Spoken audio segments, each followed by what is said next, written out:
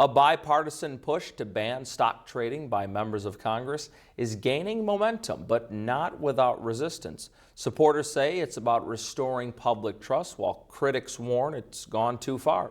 Tonight, our Washington, D.C. correspondent Brendan Scanlon takes a closer look at the Restore Trust in Congress Act and shares how our members of Congress feel about it.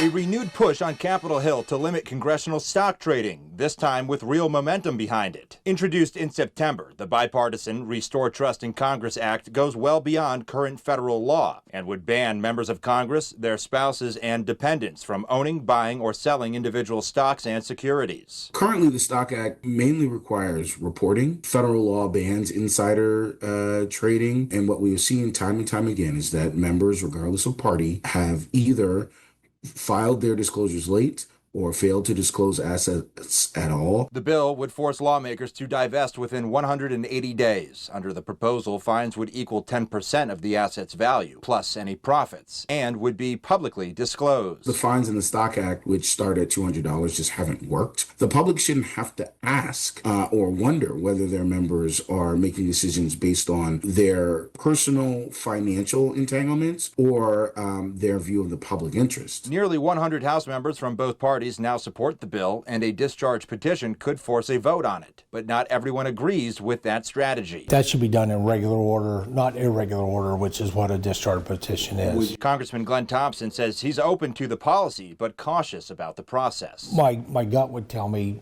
probably. Others say the risk of even accidental conflicts is reason enough to act. The problem is you get access to information all the time, so even if you're not trying to somehow have an advantage, you're putting yourself in a position where you might inadvertently have some advantage. I'm generally in favor of banning stock trading, particularly individual stocks. Senator Dave McCormick says the trust gap is the real problem. The most important thing is that people lose trust. But opponents warn the bill could discourage people from public service. People running for office, are you supposed to take a vow of poverty? I think it really reaches far beyond what it needs to be. Representative Mike Kelly argues Congress already has oversight mechanisms in place. I already have an ethics committee that looks into everything you do every single day. So I don't want to see us get to the point where we decide who can invest in what and how much they can invest. With bipartisan support and bipartisan resistance, the Restore Trust in Congress Act now heads toward a potential showdown on the House floor when lawmakers return in the new year. Reporting in Washington, Brendan Scanlon, Erie News Now.